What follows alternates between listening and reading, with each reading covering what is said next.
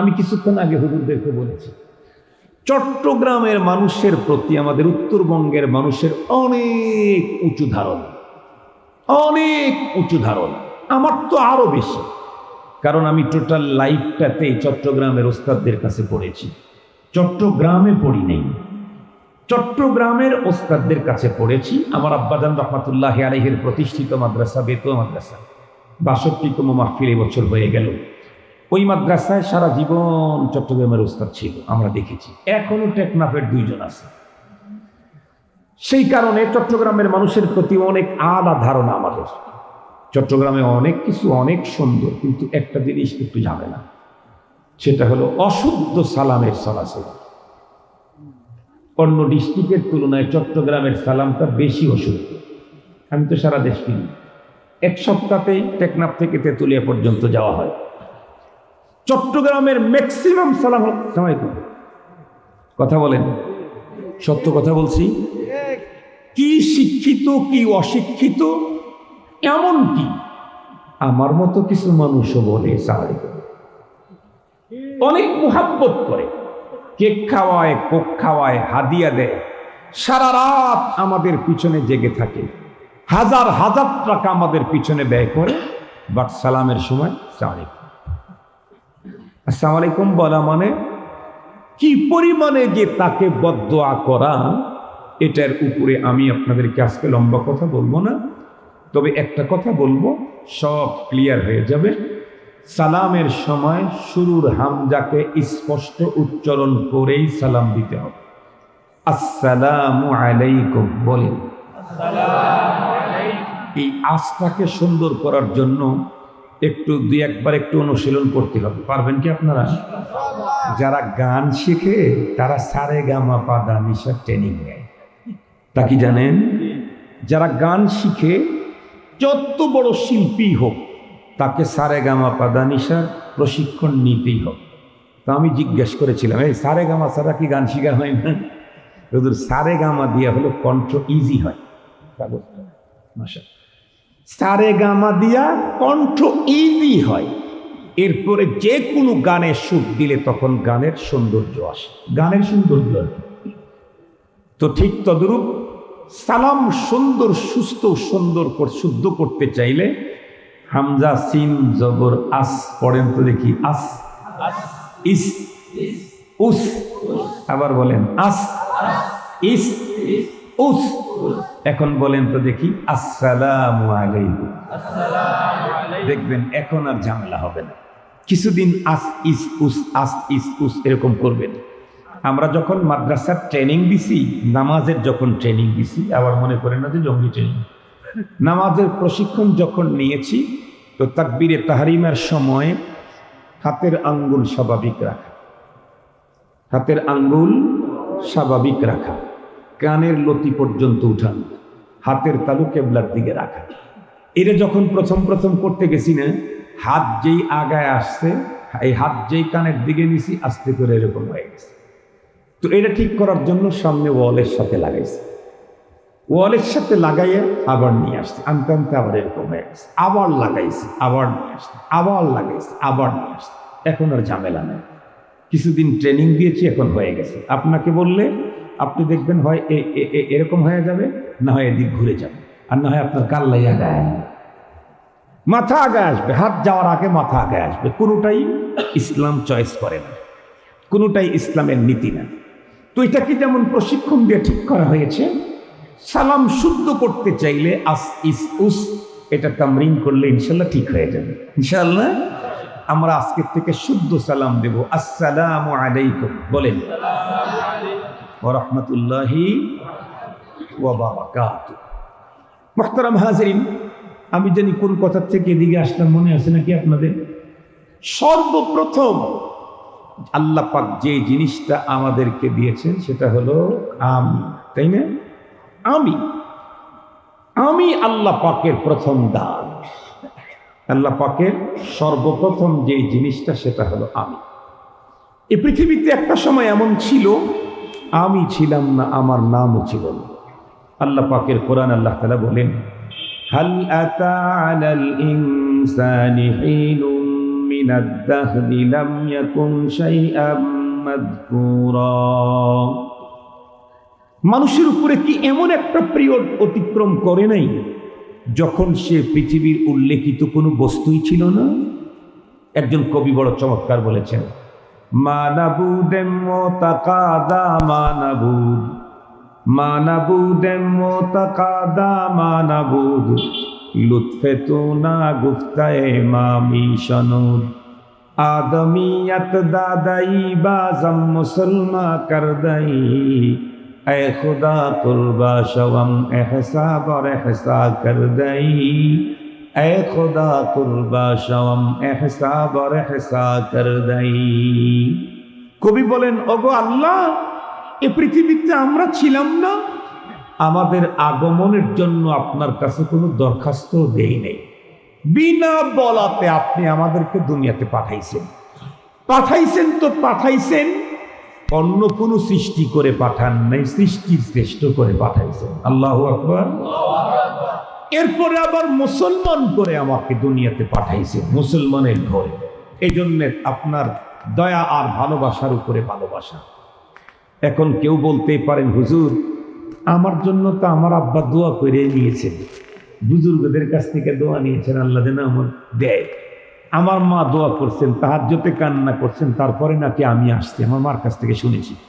তাই আমি জিজ্ঞেস করতে বলতে চাই, আমাকে আর আপনাকে আপনার আব্বা আর আম্মা দোয়া করে আল্লাহর কাছ থেকে নিয়েছে, ঠিক আছে। প্রথম মানুষ যিনি হযরতে আদম আলাইহিস সালাম, যাকে ছাড়া আমার আব্বা দোয়া করার সুযোগই পেতেন না। কথা বলেন না ভাই? আদম আলাইহিস সালাম না আসলে আমার আব্বা দোয়া করার সুযোগ পেতেন? তা আদম পয়গম্বরের জন্য কোন আব্বা দোয়া করছিল? কথা বুঝেন না আপনারা? আমার জন্য না হয় আমার আব্বা দোয়া করছে, আমার জন্য না হয় আমার আম্মা দোয়া করেছে। সর্বপ্রথম যেই মানুষটার মাধ্যমে আমার আব্বা দুনিয়াতে আসলো, সেই প্রথম মানুষ, প্রথম পয়গম্বর আদম আলাইহিস সালাম, তার কোন আব্বা দোয়া করেছিল? ওনারও আব্বা আছে তো। আদম আলাইহিস সালামের আব্বা নাই? আর একটু জোরে বলেন। আদম পয়গম্বরের যেহেতু আব্বাও নাই আম্মাও নাই, তাহলে তাদের জন্য দোয়া করার পৃথিবীতে কেউ ছিল না। বরং রব চাইলেন তো দুনিয়াতে আদম পয়গম্বরকে তুই লা তা'লামুন। ফেরেশতারা অভিব্যক্তি পেশ করলো, আল্লাহ নতুন কোন প্রোডাক্ট তৈরি করা দরকার নেই, ঝামেলা করবে। রব বললেন, আমি যা জানি তোমরা তা জানো। যে মুখতাসার কথা বললাম। তো রব সিদ্ধান্ত নিলেন, তো সর্বপ্রথম তৈরি করলেন মানব আত্মা। মানব আত্মাকে যে তৈরি করলেন, একটা দিনে একটা টাইমে সব মানুষের আত্মা তৈরি করছে। আদম আলাইহিস সালামের আত্মা যখন তৈরি, আমার আত্মাও তখন তৈরি। কিয়ামতের একদম শেষ মুহূর্তে যেই লোকটা জন্মগ্রহণ করবে কিয়ামতের আগে, সেই মানুষটার আত্মাও একই টাইমে তৈরি। এই আত্মাকে তৈরি করে রব্বে কারীম আত্মাকে সংরক্ষণে রাখার জন্য একটা স্পেশাল জগৎ তৈরি করলেন। সুবহানাল্লাহ। সেই জগতের নাম আলমে আরওয়াহ, রূহের জগৎ। সেই রূহের জগতে আত্মাদেরকে নিয়ে আল্লাহ পাক দুইটা মিটিংও করেছেন। আল্লাহু আকবার বলবেন কি? আত্মাদেরকে নিয়ে আল্লাহ রূহের জগতে কনফারেন্স করেছেন দুইটা, একটা জেনারেল, একটা স্পেশাল। জেনারেল কনফারেন্সের বিষয়বস্তু ছিল রুবুবিয়্যতে বারি তাআলা, আল্লাহ যে রব এর স্বীকৃতি রূহের জগতেই মানুষের আত্মা থেকে নিয়ে নেওয়া। আল্লাহ পাক সমস্ত আত্মাকে এক জায়গায় করলেন, এমনকি কারুন, সাদ্দাদ, হামান, ফেরাউন, নমরুদ, আবু জেহেল, উতবা, সাইবা, সবগুলোর আত্মা সেখানে। আল্লাহ পাকের পর একটা লম্বা বয়ান দিলেন আত্মাদেরকে সামনে নিয়ে। আল্লাহ পাকের রিফাতের, জালালতের, কিবরিয়াই, আজমতের, বড়ত্বের, পাওয়ারের, ক্ষমতা, দক্ষতা লম্বা বয়ান দিয়ে এখন জিজ্ঞেস করলেন, আলাস্তু বিরাব্বিকুম, ম্যান্ডেট নিতে চাইলেন। এখন তোমরা বলো, আমি কি তোমাদের রব নই? সমস্ত আত্মা আমরা একসঙ্গে বলেছিলাম, বালা, হ্যাঁ আপনি আমাদের রব, আপনি আমাদের সব। এরপরে রব্বুল আলামিন crore crore million billion trillion trillion আত্মার মধ্যে কিছু আত্মাকে আল্লাহ নিজে ইন্তেখাব করলেন। নিজে বাছাই করলেন, বাছাই করে আর একটা ভিআইপি গ্যালারিতে ঢুকালেন। এখানে কাদের আত্মা? শুধু নবী এবং রসুলদের আত্মা, আর কোনো আত্মা সেখানে ঢোকার কোনো সুযোগই নাই। সেই জায়গাতে আল্লাহ পাক আর একটা বক্তব্য দিলেন, আর একটা স্বীকৃতি নিলেন নবীদের আত্মার কাছ থেকে। কি স্বীকৃতি? আমাদের নবীজির নবুয়তের স্বীকৃতি। সুবহানাল্লাহ বলবেন। এই জন্যই তো ওলামায়ে কেরাম লিখছেন, পৃথিবীর যত বড় মানুষ দেখেন, সমস্ত মানুষ আর মনীষীদের লাইফ হিস্টোরি শুরু হয় জন্ম থেকে, শেষ হয় মৃত্যুতে গিয়ে। শুধু একজন মানুষ পৃথিবীর ব্যতিক্রম, উনি সাইয়্যিদুল আম্বিয়া, ইমামুল আম্বিয়া, মুসাদ্দিকুল আম্বিয়া, আমাদের নবী, সর্বশ্রেষ্ঠ নবী, সর্বশেষ নবী মুহাম্মদুর রাসূল সাল্লাল্লাহু আলাইহি ওয়াসাল্লাম, যার জীবন ইতিহাস পড়তে গেলে জন্ম থেকে শুরু না, জন্ম থেকে শুরু না, প্রথম মানুষ আদম পয়গাম্বার থেকেও শুরু না। আদম পয়গাম্বার যখনও তার বডি স্ট্রাকচার তৈরি হয় নাই, তখন রূহের জগতে আল্লাহ মুহাম্মদুর রাসূলুল্লাহর আলোচনা শুরু করে দিয়েছে। সুবহানাল্লাহ। রূহের জগৎ কি আলোচনা করছেন এটা কোরআন শরীফের মধ্যে আছে। আল্লাহ তাআলা বলেন, وَإِذْ أَخَذَ اللَّهُ مِيثَاقَ النَّبِيِّينَ لَمَا آتَيْتُكُم مِّن كِتَابٍ وَحِكْمَةٍ ثُمَّ جَاءَكُمْ رَسُولٌ مُصَدِّقٌ لِّمَا مَعَكُمْ لَتُؤْمِنُنَّ بِهِ وَلَتَنصُرُنَّهُ قال أأقررتم وأخذتم على ذلكم إصري قالوا أقررنا قال فاشهدوا وأنا معكم من الشاهدين। রূহের জগতে নবীদের আত্মার সামনে যে ওয়াস্তা করেছিলেন আমি আপনাদের খেদমতে তেলাওয়াত করলাম। এরপরে রব্বে কারীম চাইলেন প্রথম মানুষটা বানাবেন, তো আদম আলাইহিস সালামকে তৈরি করার জন্য আজরাইল আলাইহিস সালামকে দুনিয়ায় পাঠিয়ে দিলেন। তবে পৃথিবীতে গিয়ে প্রান্ত প্রান্ত থেকে নানা রঙের, নানা ঢঙ্গের, নানা স্বভাবের মাটি এক জায়গায় করে। কেন? রব্বে কারীমের আগের থেকেই তো প্ল্যান, আমাদের দেশের মতো প্ল্যান না। আমাদের দেশে, আমাদের সিরাজগঞ্জের যমুনা সেতু যখন তৈরি করে, প্ল্যান করে, তখন ছিল যে শুধু বাস চললেই হবে। সেতু যখন নির্মাণ মোটামুটি শেষের দিকে, তখন চিন্তা করলো যে শুধু বাস পার হয়ে যাবে, যদি ট্রেন পার হইতো তাহলে ভালো হইতো। এই জন্য পরে আবার ট্রেনের রাস্তা এক্সটেনশন করছে।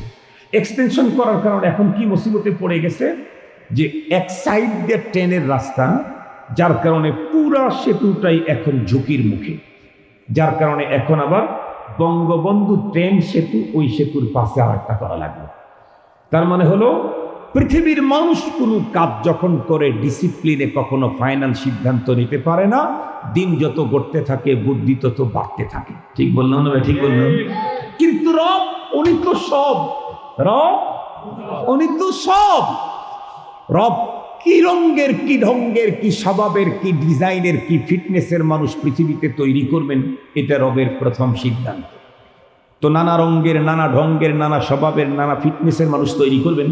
আর সবগুলার মূলে যেহেতু আব্বাজান আদম আলাইহিস সালাম, এই কারণে সবগুলার মেটেরিয়াল আব্বাজানের বডির ভিতরে দিয়ে দিয়েছেন। এখানে সাদা, কালো, উঁচু, লম্বা, বেটে, খাটো, কত রকমের, কত ঢঙ্গের, সব ওখানে দিয়ে দিয়েছে। আজরাইল আলাইহিস সালামকে দিয়ে আল্লাহ পাক একটু মাটি নিলেন। মাটি নেওয়ার পরে লম্বা একটা বডি তৈরি করলেন। মজার কথা হলো, আদম আলাইহিস সালামের বডি তৈরি করতে আল্লাহ পাক নিজের হাত দিয়ে মাটিটা কাজ করলেন, নিজের হাত দিয়ে বডি স্ট্রাকচার তৈরি করলেন। এ কারণেই তো আপনারা প্রত্যেকেই জানেন, আদম আলাইহিস সালামকে তৈরি করার পর আল্লাহ পাক যখন অর্ডার করলেন ফেরেশতাদেরকে, উসজুদু লি আদম, সকল ফেরেশতা সিজদা করলো। করলো না যেন কয়জন? নাম জানি কি? একটু জোরে বলেন না। আছে না মারা গেছে? আরো জোরে বলেন। বাহিনী কমতেছে না বাড়তেছে? বাড়তেছে। বরং বলা চলে দিন দিন রিটার্ড করতেছে। রিটার্ড, ইবলিস দিন দিন রিটার্ডের দিকে যাচ্ছে, কারণ তার বাহিনী এখন বড় এক্সপার্ট। তার আর তেমন কোনো কাজই নেই, অফিসে বসে থাকলেই চলে। কথা কি বুঝাইতে পারছি আপনাদেরকে? ইবলিসের বাহিনী এখন এক্সপার্ট, তার কাজ তার বাহিনীরাই করে, সে এখন অফিসে থাকলেই চলে। ও মরবে না অতদিন, কিয়ামত আসবে না যতদিন। ইবলিস সিজদা তো করলই না, পাল্টা আরো আল্লাহ পাকের সামনে যুক্তি উপস্থাপন করল। কি বলে? আনা খায়রুম মিন, আমি তার চাইতে উত্তম। কেমনে? খালাকতানি মিন নারিন ওয়া খালাকতাহু মিন তিন, আমাকে আপনি আগুন দিয়ে তৈরি করছেন, তারে মাটি দিয়ে, সুতরাং আসজুদু লিমা খালাকতা তিনা, মাটির তৈরিতে আমি সিজদা করতে পারি না। রব্বুল আলামিন পাল্টা যুক্তি দিলেন, কি? ইয়া ইবলিস মা মানাকা আন তাসজুদা লিমা খালাকতু বিয়াদাই আস্তাকবারতা আম কুনতা মিনাল আলিন। আল্লাহ দেখে বললেন, ওই ইবলিস কমবক্ত নির্বোধ, আমি যারে নিজ হাত দিয়ে তৈরি করলাম তাকে সিজদা করতে তোকে কে বাধা দিল? কে তোকে বাধা দিল? আমার সামনে তুই যুক্তি দেখাস? আপনাদেরকে একটু তর্জমাটা আরো সুন্দর করে বুঝাবার জন্য একটা মেসেজ দিলে ভালো বুঝবেন। এই যে আপনাদের মাহফিলের হ্যান্ডবিল আমার হাতে, এটাকে আমি 4 ভাঁজ করেছি। এখান থেকে এক টুকরা যদি আমি ছিঁড়ে নেই, এই এতটুকুন এই কাগজের দাম কয় লাখ টাকা? কিছুই বুঝতেছেন না মনে হয়। এতটুকুন কাগজের দাম 1 লাখ টাকা। 1 টাকা, 1 টাকা দিয়ে কিনবেন? আটা না, চাইরা না, কেউ তো পাওয়াই যায় না, তারপরেও কেউ কিনবেন না। কিন্তু এই কাগজের টুকরার উপরে যদি আমার দেশের প্রাইম মিনিস্টার নিজের হাতে কলম দিয়ে লিখে দেয়, কাগজের বাহককে 50 কোটি টাকা দিয়ে দেওয়া হোক, তাহলে নিচে সিগনেচার দিল শেখ হাসিনা, এখন এই কাগজের দাম কত? আরে বলেন না একটু। কিছুক্ষণ পূর্বে যে কাগজের কোনো দামই ছিল না, প্রাইম মিনিস্টারের কলমের খোঁচার কারণে সেই কাগজের দাম যদি 50 কোটি হয়, আল্লাহ ইবলিসকে ডেকে বললেন, আই ইবলিস মা মানাক আন তাসজুদা লিমা খালাকতু বিয়াদাইয়া, কে তোকে বাধা দিল ওই সত্তাকে সিজদা করতে, যেই সত্তাকে আমি নিজ হাতে তৈরি করেছি? আদম পয়গম্বর শুধু মাটির তৈরি, এটাই দেখলি, ওই মাটিতে কার হাতের টাচ লেগেছে তা দেখলি না? মুসলমান ভাইরা রে, আমার কথা ভালো করে বুঝবেন। নরমাল মূল্যহীন কাগজের মধ্যে প্রাইম মিনিস্টারের কলমের খোঁচার কারণে যদি 50 কোটি টাকা দাম হয়, তাহলে যেই মাটিতে রব্বুল আলামিনের নিজের হাতের টাচ লেগেছে, ছোঁয়া লেগেছে, সেই মাটির দাম কত? আল্লাহ পাক নিজেই কোরআনে হাকিমের ভিতরে স্পষ্ট বলে দিয়েছেন, ওয়ালাকাদ কাররামনা বানি আদম ওয়া হামালনাহুম ফিল বাররি ওয়াল বাহরি ওয়া রাযাকনাহুম মিনাত তাইয়্যিবাত। এই সৃষ্টিতে যত রকমের সৃষ্টি আছে, কতগুলি সৃষ্টি, কোরআনে হাকিমে আল্লাহ তাও বলেন, ওয়া ইন তাউদ্দু নি'মাতাল্লাহি লা তুহসুহা। কিয়ামত পর্যন্ত সকল মানুষ সম্মিলিত প্রচেষ্টায় যদি আমার নেয়ামত, আমার প্রোডাকশন গুলা তোমরা যদি গুনতে থাকো, আল্লাহ বলেন জীবনে কোনোদিন গুনে শেষ করতে পারবে না। এত বড় সুন্দর উন্নত মানের কত সৃষ্টি, আসমান কত বড়, জমিন কত বড়, গ্রহ নক্ষত্র কত বড়, গ্যালাক্সি কত বড়, বন্ধুরা আমার চন্দ্র সূর্য কত বড়, কিন্তু রব্বে করিম এগুলার কাউকে বন্ধুরা আমার শ্রেষ্ঠত্ব দেন নাই। শ্রেষ্ঠত্ব দিয়েছেন ওই মাটির তৈরি মানুষটাকে। শুধুমাত্র শ্রেষ্ঠত্বের চেয়ারই দান করেছেন না, না, বরং সূর্য তো এমন আলো দিয়েছেন যার রূপে তামাম দুনিয়া আলোকিত, চন্দ্রকে এমন আলো দিয়েছেন যার রূপে তামাম দুনিয়া আলোকিত। কিন্তু রব্বে করিম কারো ব্যাপারে আহসান, অতি সুন্দর হওয়ার বক্তব্য দেন নাই। অতি সুন্দর হওয়ার ব্যাপারে ঘোষণা দিয়েছেন একমাত্র আওলাদে আদমকে। আল্লাহ পাক নিজেই বলেন, লাকাদ খালাকনাল ইনসানা ফি আহসানি তাকওয়িম। আমাদের ভাষায় আহসান না, আল্লাহর ভাষায় আহসান। সবচাইতে বড় সুন্দর করে পৃথিবীর তৈরি আল্লাহ নিজেই বলেন কারা? কথা বলেন, আমরা, ইনসান। তাহলে খুব ভালো করে বুঝবেন, এই পৃথিবীতে একটা সময় তো এমন ছিল আমি ছিলাম না। আল্লাহ পাক বিনা বলাতে আমাকে দুনিয়াতে পাঠাইলেন। শুধু পাঠাইলেন তাই না, শ্রেষ্ঠত্ব দিয়েই পাঠাইলেন। দুনিয়াতে পাঠানোর পরে শ্রেষ্ঠত্ব দিয়েছেন এমন তিনা, শ্রেষ্ঠত্ব দিয়া পাঠাইলেন। আল্লাহর পয়গম্বর বলেন, কুল্লু মাউলুদিন ইউলাদু আলাল ফিতরা ফাআবাওয়াহু ইউহাব্বিদানিহি আও ইউনাসসিরানিহি আও ইউমাজ্জিসানি। ফিতরতের তর্জমা যদি আমি বলি শ্রেষ্ঠত্ব, তাহলে কখনো ভুল হবে না। আল্লাহর নবী বলেন, পৃথিবীর প্রতিটি আদম সন্তানকে আল্লাহ জন্মগত শ্রেষ্ঠত্ব দিয়ে দুনিয়াতে পাঠায়া দেন।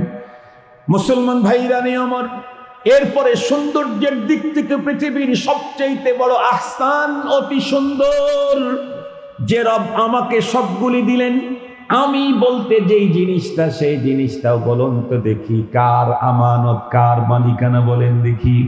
আর একটু জোরে বলেন কার? আমি যেহেতু আমার, ওই যে আমি কিছুক্ষণ আগে বলতেছিলাম, আমরা সব সময় বলি আমার আমার আমার আমার আমার, কিন্তু একটা অবস্থা যখন তৈরি হয় তখন আর আমার বলি না। ওই যে বলতেছিলাম দুই বিয়াই মনে আছে নাকি? এক বিয়াই আর এক বিয়াইকে তার সবকিছু দেখায় বলতেছে এটা আমার, এটা আমার, এটা আমার, এটা আমার। হঠাৎ করে যখন ফোন বেজে উঠলো, হ্যালো বা আসসালামু আলাইকুম বলে যখন কথা বলে, ওই দিক থেকে উত্তর করে বলে, ভাই কিছুক্ষণ পূর্বে আপনার ফুফাতো ভাই 3 নাম্বারটা স্ট্রোক করে মারা গেল। এই শব্দ শোনার সঙ্গে সঙ্গে এই বন্ধুরা আমার গ্রুপ অফ ইন্ডাস্ট্রিজের মালিক তখন কি বলে, ইন্না লিল্লাহি ওয়া ইন্না ইলাইহি রাজিউন। তখন কি বলে? কিছুক্ষণ আগে বললো এটা আমার, এটা আমার, এটা আমার, এটা আমার। যেই শুনছে ফুফাতো ভাই 3 নাম্বারটা স্ট্রোক করে মারা গেছে, তখন বলে না না আমিও আমার না। তখন কি বলে? আমি আমার না, ইন্না লিল্লাহ, আমি আমার না। আমি কার? আমি যদি আল্লাহর হই তাহলে আমার বলতে যা আছে এগুলি। আর একটু জোরে বলেন।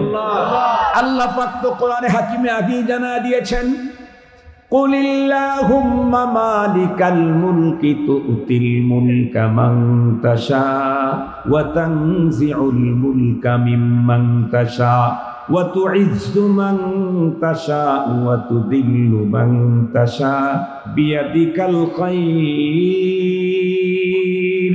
ইন্নাকা আলা কুল্লি শাইইন কাদির। রব্বুল আলামিন আরো বলেন, তাবারাকাল্লাযী বিয়াদিহিল মুলক, তাবারাকাল্লাযী বিয়াদিহিল মুলক ওয়া হুয়া আলা কুল্লি শাইইন কাদির। রব্বে কারীম আরো বলেন, লাহু মা ফিস সামাওয়াতি ওয়া মা ফিল আরদি ওয়া মা বাইনাহুমা ওয়া মা তাহতাস সারা। সবগুলির মালিক আল্লাহ। খুব ভালো করে বুঝবেন, যত দূর পর্যন্ত মাইকের আওয়াজ যায়, দোস্ত আহবাব, আমি বলতে যেই জিনিসটা দুনিয়াতে আছে এটাও কিন্তু আমার না। আমি বলতে এই হাত, আমি বলতে এ মাথা, আমি বলতে এ চোখ, আমি বলতে এ দাঁত, আমি বলতে এ কান, আমি বলতে আমার যৌবন, আমি বলতে আমার জীবন। খুব ভালো করে বুঝবেন, এই জিনিসগুলিও আমার না। এগুলি যদি আমার হতো, জীবনেও কোনোদিন আমি দুনিয়াতে থাকতে এগুলি আমাকে ছেড়ে চলে যেতে পারতো না। কিন্তু বলুন, দুনিয়াতে হাজার মানুষ এমন আছে জীবন এখনো বেঁচে আছে, কিন্তু দাঁত একটাও নাই। দাঁত যদি ওনার হতো, উনি কোনোদিন ছুটি দিতেন দাঁতরে? ছেড়ে দিতেন দাঁতরে? দাঁত পড়তে দিতেন? চোখ এক বন্ধ, এখনো লোকটা বেঁচে আছে, চোখের পাওয়ার নাই। তার মানে চোখ যদি ওনার হতো, উনি থাকতে চোখ কোথায় গেল? বন্ধুরা আমার, উনি এখনো বেঁচে আছেন, স্ত্রী 4টা, কিন্তু যৌবনের কোনো চাহিদা নাই, শেষ হয়ে গেছে। যদি যৌবনের চাহিদা ওনার হতো তাহলে কোনোদিন বিদায় দিত না। উনি এখনো বেঁচে আছেন, হাত দিয়ে ধরার শক্তি নাই, প্যারালাইজ লেগে গেছে। উনি যদি হাত যদি ওনার হতো, হাত উনি বেঁচে থাকতে হাতের পাওয়ার গেল কোথায়? তাহলে বুঝতে হবে, এই চোখ, এই নাক, এই কান আমার সঙ্গে লাগানো আছে বটে, কিন্তু একটার মালিকও আমি না। সবগুলার মালিক যিনি, তার হুকুম মেনটেন করে আমার চোখ, মুখ, নাক, কান। ও আমার অর্ডারে চলে, আমার চাহিদা মোতাবেক চলে। আমি বেঁচে আসি, আমার চোখ শেষ। আমি বেঁচে আসি, আমার দাঁত শেষ। আমি বেঁচে আসি, আমার কান শেষ। আমি বেঁচে আসি, আমার হাত শেষ। এগুলির মালিক আমি হলে একটাও আমার অনুমতি ছাড়া যাওয়ার কোনো সুযোগ ছিল না। সবগুলোর মালিক আল্লাহ, এ কারণে আমার অর্ডার মানে না। কার অর্ডার মানে? একটু জোরে বলেন, কার অর্ডার মানে? তো হাত তো আল্লাহর অর্ডারই মানে, পাও আল্লাহর অর্ডারই মানে। মাঝখান থেকে আমি না মানে মুসিবতে পড়া দরকার আছে? আর একটু জোরে বলেন, আমিন তার নিয়ন্ত্রণ না মেনে মুসিবতে পড়ার কোনো দরকার নাই। আল্লাহ পাক তাই বলেন, ইন্নাল্লাহা ইয়া'মুরুকুম আন তুওয়াদ্দুল আমানাতি ইলা আহলিহা।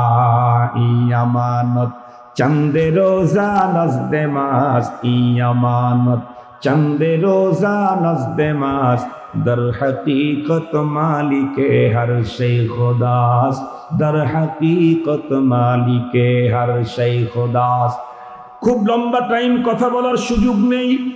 বলতেছিলাম, আমি বলতে যে জিনিসটা সেটার মালিকও কে?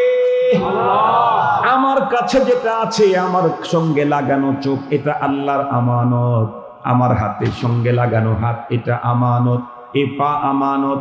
যেহেতু মূল মালিক হলেন উনি, এজন্য আমার হাতকে দিয়া সব কাজ করার অনুমতি নাই, আমার চোখকে দিয়া সব জায়গায় দেখার অনুমতি নাই, আমার মুখ দিয়ে সব ধরনের খাবারের অনুমতি নাই, আমার পা দিয়ে সব বন্ধুরা আমার দিকে চলার অনুমতি নাই। মালিক আমার কাছে হাত পা এগুলি দিয়েছেন, সঙ্গে সঙ্গে এই হাত কেমনে ব্যবহার করব তার নীতিমালাও দিয়েছেন।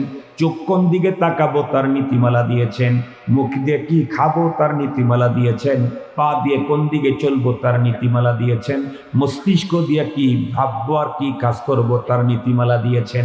রব্বি কারীম কোরআনে হাকিমে বলেন, আল-ইয়াউমা আকমালতু লাকুম দীনাকুম ওয়া আতমামতু আলাইকুম নি'মাতি ওয়া রাদিতু লাকুমুল ইসলাম দীনা। আজকের এই দিনে তোমাদের জন্য দিনকে পরিপূর্ণ করে দিলাম। সঙ্গত কারণেই আমার দিনের ভিতরে মানব জীবনের এমন কোনো অপশন ফাংশন নাই যে ব্যাপারে ইসলাম আমাকে স্পষ্ট নীতিমালা দেয় নাই। যেমন পৃথিবীর প্রতিটি মানুষের জীবনে বন্ধুরা আমার সুখ আসে, দুঃখ আসে। মানুষ যখন আনন্দ আর সুখ পায় তখন হাসি দিবে, মানুষ যখন দুঃখ আর বেদনা কষ্ট পায় তখন কান্না করবে। শরীয়তে সুখ শান্তি আসলে হাসার অনুমতি দিয়েছেন, তবে লাগামহীন হাসার অনুমতি দেন নাই। শরীয়তের ভিতরে দুঃখ বেদনা আসলে কান্না করার অনুমতি দিয়েছেন, কিন্তু যেমন তেমন কান্না করার অনুমতি দেন নাই। হাসি বন্ধুরা আমার জীবনের বিজয় যতই উন্নত আসুক, যতই সুখ আসুক, যতই শান্তি আসুক, যতই মনের আশা পূরণ হোক, বন্ধুরা আমার হাসি দিতে পারবো তাবাসসুম, তাহলে হাসিও হবে, সুন্নত হবে, নেকি হবে। যদি আরো একটু বেশি দিতে চাই, জেহেক দিতে পারবো। কহকাহা করে হাসি দেওয়ার অনুমতি নাই। বিশেষ করে মুসলিম নারীদের জন্য কহকার পারমিশন কশ্চিন কালেও হতে পারে না। আজকে দুঃখের সাথে বলতে হয়, ইসলাম হাসি দিতেও নীতিমালা দিয়েছে, ইসলাম কান্না করতেও নীতিমালা দিয়েছে। দুঃখ পেয়েছো, বেদনা পেয়েছো, মুসিবতটা কেমন? সুব্বাত আলাইয়া মাসাইবুন লাউ আন্নাহা সুব্বাত আলাল আইয়ামি সিরনা লায়ালিয়া। আমার উপরে যদি এমন কোনো মুসিবত আছে, যেই মুসিবতটা দিনের উপরে আসলে দিনের আলো হারিয়ে যেত, অন্ধকার ছেয়ে যেত, রাত্রি হয়ে যেত, এত বড় মুসিবত আসলেও কান্না করার অনুমতি শরীয়ত আমাকে দিয়েছে, কিন্তু কান্না করতে, বিলাপ করার অনুমতি দেয় নাই। একেবারে একটা বিষয় দিয়ে ফুল কমপ্লিট বিষয়গুলি বুঝাবার জন্য বলছি। হাসি আর কান্নাতে যে ইসলাম আমাকে পথ পদ্ধতি বলে দিয়েছেন, সেই ইসলামে হাত ব্যবহার করার নীতিমালা আছে না নাই? সেই ইসলামে পা ব্যবহার করার নীতিমালা আছে না নাই? সেই ইসলামে চোখ কোন দিকে তাকাবো তার নীতিমালা আছে না নাই? সেই ইসলামে মস্তিষ্ক দিয়ে কি ভাববো সে নীতিমালা আছে না নাই? সেই ইসলামে অর্থ কোন জায়গা থেকে ইনকাম করে কোথায় ব্যয় করব তার নীতিমালা আছে না নাই? এর বাইরে যদি যাই তাহলে বুঝেন, আমি যদি আমার কোনো সম্পদ বিক্রি করি, কাউকে দেই, কোনো ঝামেলা নাই। কিন্তু আর একজনের সম্পদ যদি আমি বিক্রি করি, তাহলে আমি হয় চোর গোপনে নিয়ে আসলে, না হয় ডাকাত সামনাসামনি নিয়ে আসলি, না হয় হাইজাকার ছিনতাইকার। ঠিক বললাম না? ঠিক বললাম? আর একজনের সম্পদ আমি নিয়ে এসে বিক্রি করছি, হয় চোর না হয় ডাকাত, না হয় ছিনতাইকারী, না হয় লম্পট, এর বাইরে আর কোনো উপাধি আমার জন্য নাই। এখন বলেন তো দেখি, চুরি যদি হয় সাধারণ পাবলিকের জিনিস, তাহলে আদালতে মামলা হবে, বিচার হবে। কিন্তু চুরি যদি হয় সরকারের কোনো অর্থ, তাইলে মামলা হলে বিচার নর্মাল হবে। কিছু বলেন, পাবলিকের জিনিস চুরি করলে মামলা যেমন জটিল হবে, সরকারের সম্পদ, রাষ্ট্রের সম্পদ চুরি করলে মামলা নর্মাল না জটিল? তাহলে আমরা যদি অন্য কারো সম্পদ নেই, যেই পরিমাণে অপরাধ হবে, আল্লাহর সম্পদের মধ্যে যদি তসরুফ করি, এ হাত আল্লাহ আমাকে দিয়েছেন, যেখানে লাগাবার সেইখানে না লাগায়া আর জায়গায় লাগাইলাম, নিজেটাকে মালিক মনে করে, তাহলে আমি মহান মালিকের সম্পদের চোর হয়ে গেলাম, অথবা ডাকাত হয়ে গেলাম, অথবা ছিনতাইকারী হয়ে গেলাম। মহান মালিকের সম্পদ যারা চুরি করে যত্রতত্র যেখানে সেখানে ব্যবহার করবে, তাদের পানিশমেন্ট এত ভয়ঙ্কর হবে, আল্লাহ নিজে বলেন, ফায়াউমা ইদিন লা ইউআযিবু আযাবাহু আহাদ ওয়ালা ইউথিকু ওয়াসাকাহু আহাদ। পৃথিবীতে বহু ভয়ঙ্কর পদ্ধতিতে মানুষদেরকে শাস্তি দিতে দেখেছো। মায়ানমারেই জীবন্ত মানুষটাকে চামড়া ছিলতে দেখেছো, মানুষের গোস্ত কেটে কেটে চিবাইতে দেখেছো। রব বলেন, আমার কাছে যারা অপরাধী হিসাবে পরপারে আসবে, তাদেরকে যে শাস্তি দেব, এই কোনো পদ্ধতিতে না। যেই পদ্ধতি পৃথিবীর মানুষ শাস্তি দিয়েছে, এর চাইতে ভয়ঙ্কর পদ্ধতিতে আমি শাস্তি দেব। দুনিয়াতে অপরাধীকে বেঁধে রাখার অনেক দৃশ্য দেখেছি, এভাবে বেঁধেছে, পা উপরের দিকে দিয়ে ঝুলায় রাখছে। রব বলেন, ওয়ালা ইউসিকু ওয়াসাকাহু আহাদ। দুনিয়াতে যত পদ্ধতিতে বাধা হতে পারে, অপরাধীদেরকে আমি পরপারে বাঁধবো, এর চাইতে ভয়ঙ্কর পদ্ধতিতে। তাই আসুন, লম্বা আলোচনার দরকার নাই, আমি এবং আমার যা আছে সবগুলার মালিককে আল্লাহ। আল্লাহ আমাদেরকে অর্ডার করেছেন, ইন্নাল্লাহা ইয়া'মুরুকুম, আল্লাহ তোমাদেরকে অর্ডার করছেন আমানতের মালের হেফাজত করবা। একেবারে সহজ তরজমা, আমানতের কি করবা? কথা বলেন, আমানতের। আমি আমার হাত, পা, চোখ, মুখ, কান, বডি হেফাজত করব। আল্লাহ পাকের আরো একটা উন্নত মানের আমানত হলো আমার ঘরে আমার সন্তান, এগুলারও হেফাজত করব। আমার ঘরে আল্লাহ বিবি দিয়েছেন, এটাও আল্লাহ পাকের বড় আমানত। আমাকে রব অনেক সম্পদ দিয়েছেন, এগুলিও আল্লাহ পাকের আমানত। রব যেভাবে যেই জিনিসটা ব্যয় করতে বলেছেন যেখানে, আমরা সেখানে সেইভাবে সেই জিনিসটা ব্যয় করে পরপারে আল্লাহর আদালতের আসামির কাঠগড়ায় যাতে দাঁড়াতে না হয়, এই জন্য আমরা প্রত্যেকে চেষ্টা করব। ওয়া আখিরু দাওয়ানা আলহামদুলিল্লাহি রাব্বিল আলামিন। আসসালামু আলাইকুম। একেবারে 12টা কাটা, 1 সেকেন্ডও বাড়েনি। দোয়া করে দেব। হ্যাঁ, দোয়া করে দেব। দুরূদ শরীফ পড়েন, আল্লাহুম্মা সাল্লি